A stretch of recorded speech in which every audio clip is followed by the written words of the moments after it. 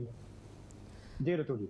ठीक है, शोएब सिद्दीकी जी, क्या आप पूरी तरह से सहमत है बीजेपी आप नेता की बातों से? क्योंकि सीधे तौर पर ये कहना है कि भाई योजना जब लागू होगी तो उस पर इम्प्लीमेंट भी तरीके से किया जाएगा और कोशिश यही रहेगी कि अपनी बच्चों को हम बचा सके और लोगों को बचा सके ताकि धर्मांतरण वाले मामले कम से कम शून्य तो हो। देखिए ऋतु जी, मैं इनकी बात से लगभग सहमत हूँ। इसलिए चूंकि एक दौर था, आपको याद होगा, शॉर्ट में बताऊंगा कि 75-76 में लोग बताते हैं कि जब विपक्ष में लालू प्रसाद थे तो कहते थे जो हुकूमत करे उसके खिलाफ जाऊंगा।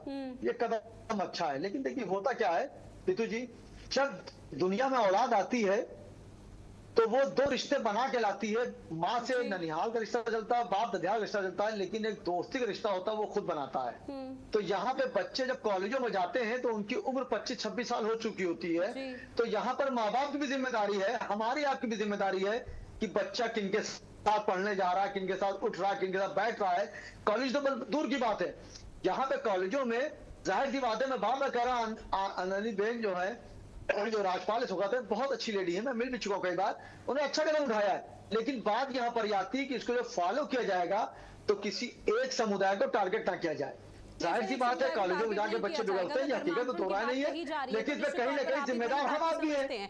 निश्चित तौर पर आपकी बात से मैं सहमत हो सकती हूँ। आपने कहा कि जब दोस्ती होती है तो वो दोस्ती का रिश्ता हम लोग खुद बनाते हैं, माता पिता की जिम्मेदारी भी यहाँ पर बहुत ज्यादा हो जाती है। लेकिन यहाँ पर माता पिता की जिम्मेदारी से ज्यादा संस्कार जरूरी हो जाते हैं कि अपने बच्चों को वो संस्कार दे पाए और उस हिसाब से उनको सही तरीके से उनकी परवरिश कर पाए। क्योंकि जो यहाँ पर आरोपी हैं, जो किसी मासूम बच्ची का यहाँ पर धर्मांतरण या लव जिहाद में फंसा रहे हैं, वो भी तो किसी के बच्चे हैं। उनको पहले समझना और अपने माता पिता, उनके माता पिता अगर अपने बच्चों को समझाना शुरू कर दे तो शायद इस तरह के प्रयास रुक जाएंगे। देखिए आप बिल्कुल सही बात कह रही हैं, मैं आपकी बात को नजरअंदाज नहीं कर रहा हूं, मैं आपकी बात को कह रहा हूं, अपने हिसाब से बता रही, मैं अपने हिसाब से बता रहा हूं। देखिए होता क्या है, संस्कार जाहिर सी बात है, संस्कार तो असल होता ही है।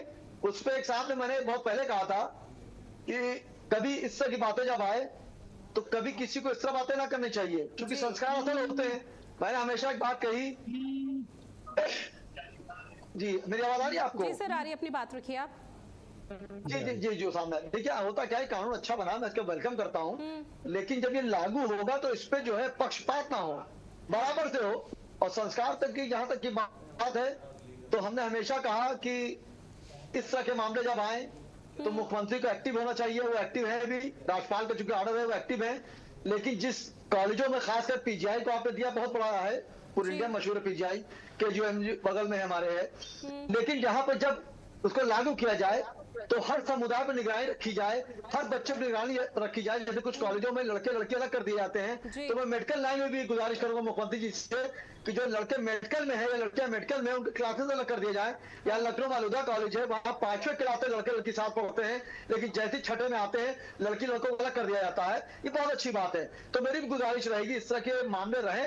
और देखिए मैंने हमेशा एक बात कही कि जो संस्कार होते हैं, तरबियत ऐसी झुककर जूते सीधे किए, तरबियत ऐसी झुककर जूते सीधे किए, उसूल ऐसे उठाकर ताज नहीं पहना।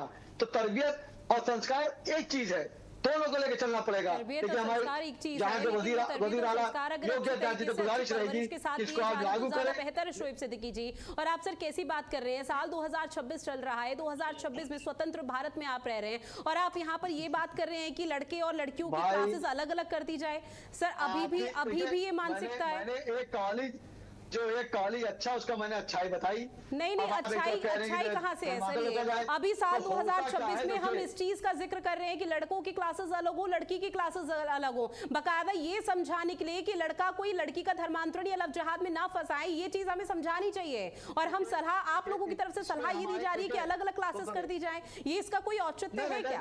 सुनिए देखिए आप बात दूसरे रूप दे दिया, मैंने एक अच्छी बात की थी, आपने दूसरा रूप दे दिया। मैं उस बात को मैंने एक कॉलेज करता हूँ, वो मैंने बात बता दी आपको। मेरा सिर्फ यहाँ पे कहना है कि जब ये कानून लागू, बिल्कुल लागू हो, मेरी बेटी है, मैं चाहूंगा कि अच्छा पढ़े, कोई दिक्कतों में ना आए, किसी तरह कोई परेशानी का सामना ना हो, ये आप भी चाहेंगे, सब चाहते हैं। देखिए दूसरे की बात है, दूसरे पे भी जाते हैं, मुझे उम्मीद है योग्यता जिससे वो सब फैसले लेने जाते हैं। आप देखिएगा राज्यपाल मोहतरमा ने बात कही है, जब इसको वो जमीन पर लाएंगे योगी जी तो कोई समुदाय की बात नहीं करेंगे, वो जनरल की बात करेंगे कि धर्मांतर करता है, बहकाता है, फुसलाता है, उस पर एक्शन लिया जाएगा। और जो इसका काम किया जाए करेगा और मुझे तो शोएब सिद्दीकी जी ये समझ में नहीं आ रहा। ठीक है दिनेश सिंह जी आपके पास आते हुए सर, मुझे तो ये समझ में नहीं आ रहा, शोएब सिद्दीकी जी बोल रहे हैं इसमें कोई ऐसी असमंजस की स्थिति या फिर कोई विशेष समुदाय को टारगेट नहीं करना चाहिए। हमें भी अच्छे से मालूम है सर और शोएब सिद्दीकी को भी अच्छे से मालूम है, जब यहाँ पर कोई क्रिश्चियन अपने समुदाय में कन्वर्ट करने की